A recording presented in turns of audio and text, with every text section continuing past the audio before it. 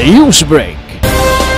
Samtang Usami City People's Multipurpose Cooperative nagpahigayon sa 54th General Annual Assembly. Malampusong nagpahigayon sa mga opisyal o mga miyembro sa Usami City People's Multipurpose Cooperative ang ika-54th General Annual Assembly o kun Abril 20. Atol sa programa, garbo nga gipahibalo sa management ang mayong dagan sa kooperatiba, labi na ang asset o pundo nini taliwala sa mga hagit sa panahon. Padayon ang pagdasig o pag-awhag sa management ngadto sa mga miyembro nga ipadayon ang kaaktibo sa co-op aron magpadayon ang co-op og mas daghan pang mga misamisnon ang matabangan. Gipahibalo usab ni OCPMPC Manager Yuli Porcianos ang mga resolusyon nga angay i-apil sa balaod sa co-op aron kini legal nga mapatuman sumala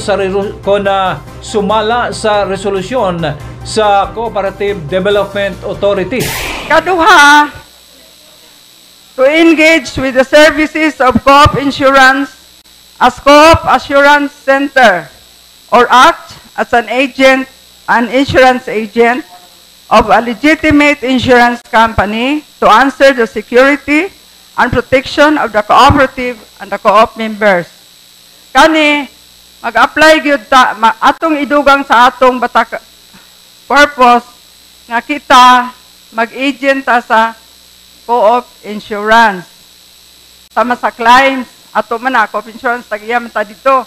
Dili pwede nga magpadayon ta og insured sa inyong life savings plan, sa inyong co-op protection, loan protection plan, kung dili ta mamimbro kay ngano singilon ta sa BIR og tax kay ngano kunong nangumission ta nga wala na sa atong batakang balaod. Sunod, naatay mga daghang anak sa membro o mga estudyante atong ikapanyahan og youth savings deposit. Kinahanglan mag-apply ta og laboratory cooperative para lang gyud sa mga batan-on. Kini nga paagi kanang atong mga anak ug mga apo nga naay mga deposito, mabansay-bansay sila nga mahimong future cooperative leaders. So naabot sila kaugalingong gambalay structure, din naabot sila chairman, naay vice chairman og mga uban pa nga opisyalis. Mandatory gini, dili pwede magbalibad-balibad ta mo nang ato gining aktuhan karon. One TV Newsbreak.